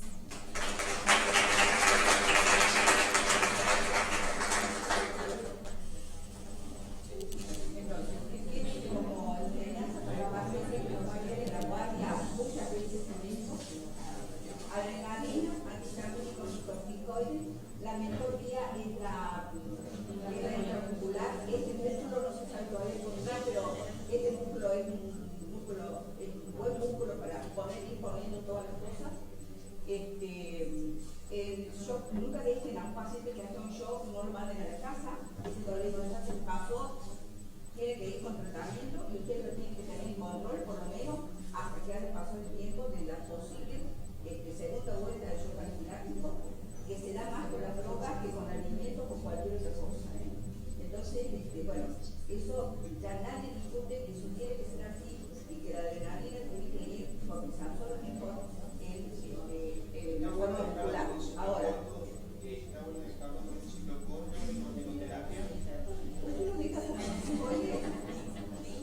porque esto se va a volver a repetir, a lo mejor no se repite el shock, se va a volver a repetir.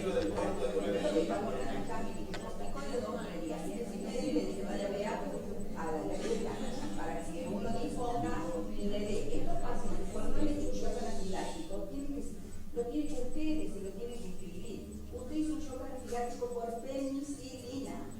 Porque si ustedes no se lo dicen y el paciente lo olvida, es un problema muy serio. Y ese paciente tiene que portar para siempre un comprobante, ¿no es cierto? Ustedes han visto que los linfocitos son linfocitos de memoria para toda la vida, que puede perderse, que nosotros podamos necesitar en un paciente en algún momento hacer una desensibilización con penicilina, porque el paciente tiene sífilis, porque es lo único que va, porque tiene una endocarditis que solamente va a responder a la penicilina.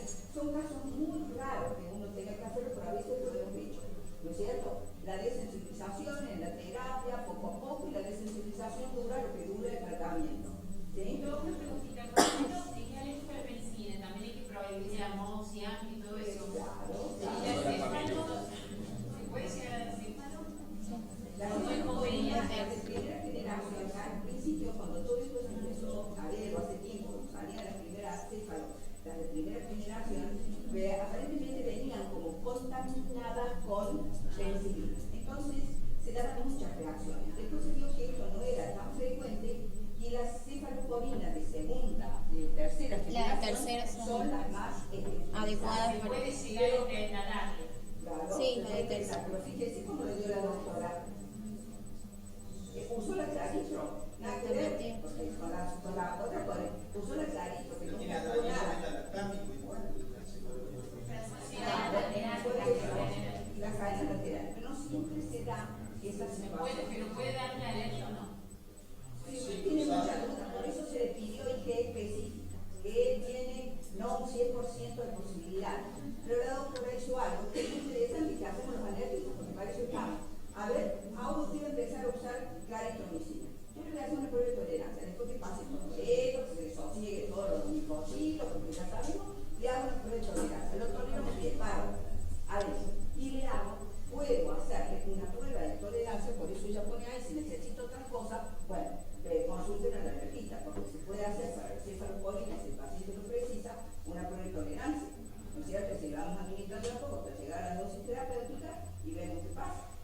En este caso no tenía IgS, no tenía para la amoxia, entonces corrimos con un cierto hándicap, pero con un cierto hándicap. Muchas veces el paciente, no hace mucho, me cae un paciente mío de hace muchos años, muy alérgico, asmático y todo lo demás, que toma una penicilina, a los 15 minutos se había puesto un incendio, había desarrollado asma, porque es cuando él sabe reaccionar, y llama a una emergencia.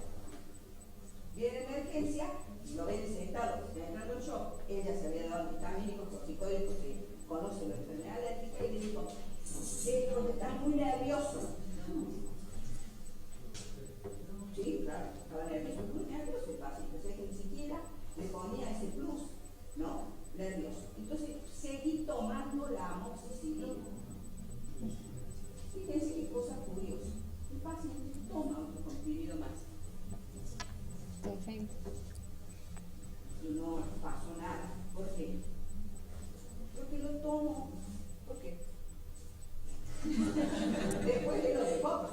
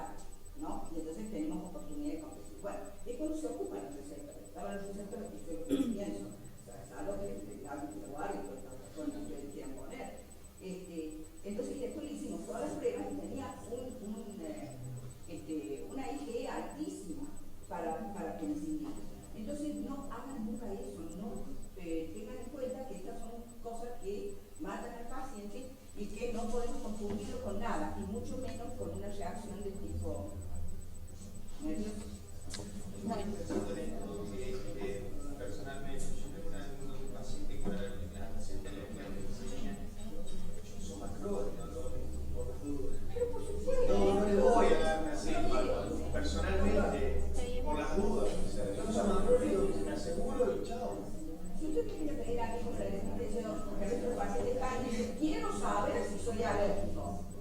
Quiero saber, porque tuve un shock anafiláctico, me dijeron, y quiero saber. Él quería saber. Esto entra de sentido común, salvo que ese paciente necesita en algún momento cosas difíciles con la cantidad de antibióticos que hay, alguna desensibilización en la terapia, firmando todo el mundo y viendo, valorando, no se le da a hacer, quede rotulado. Está bien, hay muchos pacientes que quedan rotulados, mal rotulados, por un episodio que tuvo y a lo mejor necesitamos, porque o algunos de los casos que pueden ser de inmunodeficiencia, que necesitan el neumococo y necesitan mucho usar la penicilina, que uno diga, bueno, me queda la duda, entonces ahí sí tenemos que hacer una prueba de desafío controlada y verificar si eso es así. Pero haciendo una prueba bien controlada, nosotros tenemos oportunidad de ver si va a tener anafilaxia o no. Y en un medio donde si eso se produce, inmediatamente lo... Pero sirve para decir, bueno, de 100 pacientes, muchos están, por ejemplo, mal rotulados. Y a ese paciente le viene muy bien que todos los pacientes se prueben. Pero no en ese caso. Bueno, les voy a presentar el último caso. Es la paciente consulta en el servicio de alergia desde el hospital de clínicas al consultorio. El motivo de consulta fue lesiones en piel. Es una paciente de 50 años, de sexo femenino, con antecedentes de hipotiroidismo, púrpura trombocitopénica idiopática, y estuvo en tratamiento con corticoides hasta el septiembre del 2012. Esplenectomizada, también tuvo 2 episodios de convulsiones, por lo cual se le empezó a medicar desde hace un año con el Levecom, que es el levetiracetam. Consulta por comenzar hace 10 días con un prurigo generalizado, un exantema en la región anterior a predominio posterior de brazos, en miembros inferiores y levemente en la región facial. Y es el primer episodio que le ocurre. Fue a la guardia del Hospital Córdoba, cuando empezó con estos síntomas, y le colocaron difenhidramina más Dexa, cediendo parcialmente los síntomas. Sin mejoría, concurrió a la guardia del Hospital de Clínicas, en donde le indicaron un tratamiento con difenhidramina, un comprimido cada 8 horas, Dermagloss crema, sin resolución del cuadro. Ahí la difenhidramina es una reacción evidentemente tipo 4, no lo que me indico yo recién. Entonces, puede ser que yo le indique como un antitubulinoso, pero no es el tratamiento. Claro, era todo un eritroderma y exantema, no había urticaria ni angioedema, digamos. Los antecedentes que nombramos, ella estaba medicada con levotiroxina 100 microgramos día y el Levecom 500 miligramos cada 8 horas. Como antecedentes quirúrgicos, tuvo una esplenectomizada, una cesárea y conización uterina por un SIN3, digamos, por la displasia. Bueno, y nosotros también en nuestra historia clínica de alergia indagamos un poco lo que es los antecedentes patológicos alérgicos a nivel de vía aérea superior, inferior, que eran negativos en piel, tuvo un eczema durante su niñez, contactantes, insectos negativos y alimento tuvo reacción con chocolates. La medicación también indagamos si tuvo reacciones previas con algún tipo de antibióticos, AINES, que no lo tuvo, y ella tenía contraindicado la dipirona y la aspirina por su púrpura, digamos. Con los anestésicos toleró bien, los locales y generales, no tuvo reacción expuesta, los medios de contraste con yodo tampoco tuvo una reacción expuesta, y antecedentes tóxicos metabólicos negativos. En antecedentes cósmico-ambientales, que también preguntamos mucho, tenía, digamos, en su vivienda, ciertas, cosas que son a veces positivas para nosotros, y al examen, en el momento de la consulta, en piel se observaba un exantema generalizado, maculopapular en la región anterior del tórax, a predominio posterior, en brazos, en miembros inferiores, con signo de descamación. No se palpaba enopatías en el momento, y a nivel del abdomen, lo positivo fue que se palpó, tenía una hepatomegalia. Hasta ahí el diagnóstico presuntivo fue una reacción a medicamentos secundarias a levetiracetam, es lo que sospechábamos, y un síndrome de Dres que hasta el momento lo tenía como un signo de preguntas. La conducta, bueno, se realiza interconsulta con oncohematología, con neurología de urgencia para la suspensión o la posibilidad de rotar, digamos, el anticonvulsivante, a pesar de que es uno de los que menos reacciones produce porque están dentro de los nuevos aromáticos. Y se solicita un laboratorio con un citológico, función renal, hepatograma, coagulograma, proteinograma, las inmunoglobulinas, y también estudiamos los linfocitos CD4, CD8, CD19 y CD52. Y indicamos en ese momento un tratamiento con levomine y uso de corticoides. Y lo solicitamos, digamos, un control a los 3 días. Antes de este control, ella me llama por teléfono, era un fin de semana, y me dice que había empezado con fiebre, 38, 39, que no había mejorado las lesiones.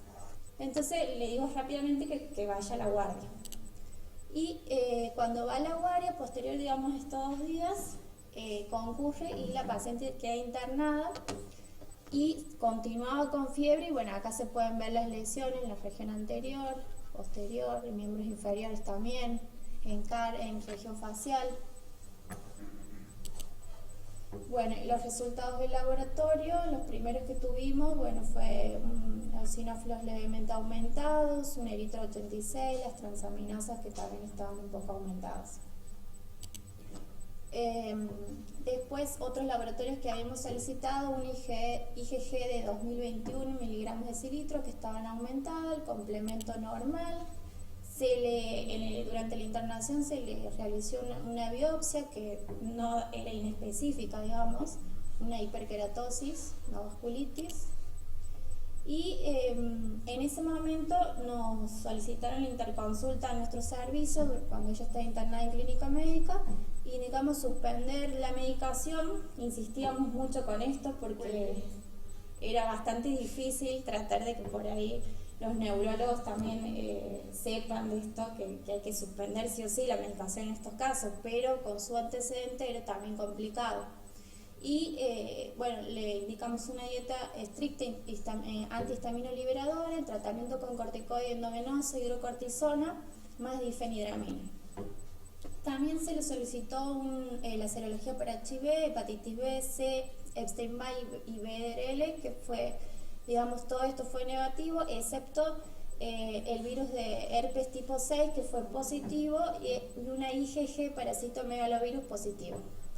Se repitió los laboratorios de controles, se fue repitiendo hepatograma, función renal, que daban, digamos, estuvo alterados, y continuaba con fiebre, artralgias. También se habían solicitado anticuerpos, que tuvo como resultado ANA positivo con un patrón moteado, moderado y homogéneo leve, un anti-DNA positivo y un anti-SMIT negativo con un factor reumatoide positivo. Bueno, acá en este paciente tiene, digamos, la base autoinmune por su púrpura trombocitopénica, más sumada a lo que le dio positivo. Y esto es, bueno, el laboratorio de algunos días, cómo fue evolucionando, digamos, las transaminasas que podemos ver que estaban elevadas, pues fueron bajando, los eosinófilos también, durante el curso de su internación. Bueno, estuvo internada 36 días con exacerbaciones sintomáticas y fiebre. Posterior a un mes fue mejorando gradualmente sus lesiones en piel, el laboratorio y sin fiebre. Y se indicó el alta con corticoides bioral, un seguimiento por reumatología, clínica médica y nuestro servicio y neurología. ¿Los 36 días son anticonvulsivantes? ¿Cómo? ¿Los 36 días sin anticonvulsivantes? ¿Lo suspendieron todo? No, los 36 días no, lo trataron de suspender, digamos, durante en el intermedio de la internación, pero no fueron los 36 días porque, bueno, nos costó mucho, digamos, que el neurólogo por ahí lo suspenda o ve la posibilidad de rotar a otro anticonvulsivante. Costó que el neurólogo supiera lo que era un PRES. Tuvimos que llevar de la bibliografía. Bueno, ya lo metería. Me costó entender lo que era un PRES. Si ustedes no saben qué es buscar la bibliografía. No se me hacía caso, pero no vamos. Me costó entender que los anticonvulsivantes sean nuevos. Es nuevo, por eso no estamos viendo tantas reacciones. Hacen 2 reacciones cruzadas. Y los pacientes pueden responder a uno, a otro y a otro.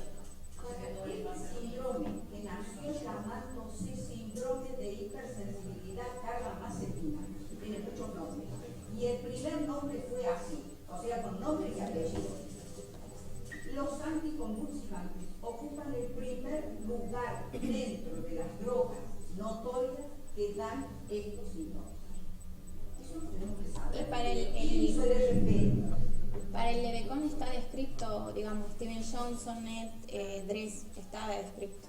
Y no tenía la levotiroxina, que era su droga, y esta. Y en que sospechábamos en esa. Doc, y esto está diagnosticado en el caso de convulsiones, riesgo de ansiedad. Sí, igual, digamos, tendría en internación estar bien controlada por ese antecedente, si le suspenden. Es una opción, eso es una opción. Cuando nosotros encontramos que hay alergia, porque hay alergia cruzada a todos los fármacos, entonces hay que estar con mucha tranquilidad. Por eso el paciente tiene que quedar internado, tenemos que ir eligiendo a ver qué droga le vamos a dar, una vez que esté libre de síntomas, bajo internación, por las dudas tuviéramos alguna emergencia, y debemos saber que estos pacientes se mueren entre el 30 y el 50%. Entonces, no es para que vayamos a hacer, es para que tomemos tranquilidad y vayamos de a poco haciendo las cosas a saber qué es lo que tolera. Por ahí tenemos suerte, toleramos dos, por más que sean estos, y lo dejamos con esto. No sé qué pasó después con el paciente. Mejoraron las lesiones. Sí, pero después, ¿qué siguió tomando? Yo lo perdí un poco. Usted que todavía No, está el médico siguiendo. le suspendió la No, pero usted medicación. todavía la sigue, No, ya no volvió al servicio, pero le habían suspendido la medicación, ya decidió darle de alta, digamos, con el Levecom, y por esta reacción que tuvo, decidió no darle más y controlarlo, Es una opción. porque había hecho un año de tratamiento. Bueno, acá les hice como un resumen, digamos, que es el DRES, es una reacción severa idiosincrática a medicamentos que se manifiesta con un rash cutáneo, fiebre, compromiso multisistémico y eosinofilia de sangre periférica. Hay un compromiso multiorgánico, más frecuente en adultos, y su fisiopatogenia probable. Hay una predisposición genética, mecanismos inmunoalérgicos, y el gatillante puede ser el virus herpes tipo 6, está asociado en este caso. Y se da luego de la primera exposición en la droga, con una latencia de 1 a 8 semanas, y tiene una probabilidad de mortalidad del 10%. Estos son los criterios de la Sociedad Española de Alergología e Inmunología Clínica, que se confirma con los 5 criterios, que son: 1, exantema maculopapular, desarrollado en más de 3 semanas después del inicio de tratamiento, con un número limitado de fármacos, que generalmente los más comunes son los anticonvulsivantes aromáticos. 2, linfadenopatías. 3, fiebre mayor a 38 grados centígrados. 4, leucocitosis, que podemos tener una linfocitosis atípica y eosinofilia. Y 5, compromiso sistémico como hepatitis, también podemos tener nefritis intersticial, neumonitis o carditis, y la reactivación por el virus herpes tipo 6. Y estas son las drogas más comunes asociadas al DRES: las carbamazepinas, la fenitoína y el fenobarbital. O sea, no así, también pueden estar asociados a los aromáticos, pero los más frecuentes son estos. Y también se han encontrado reportes de casos con el alopurinol, la motrigina, sulfonamidas, antirretrovirales, antituberculosos y minociclinas. Y el tratamiento es corticoides, digamos, son las drogas de primera línea, que se recomienda utilizar prednisona 1 a 2 miligramos kilo día. Y la segunda línea terapéutica es el interferón alfa, que se utiliza en los casos de DRES y de larga evolución, y la N-acetilcisteína. Está contraindicado su reexposición al medicamento responsable que haya producido el DRES en una dosis mínima por el riesgo de desarrollar reacciones de mayor gravedad.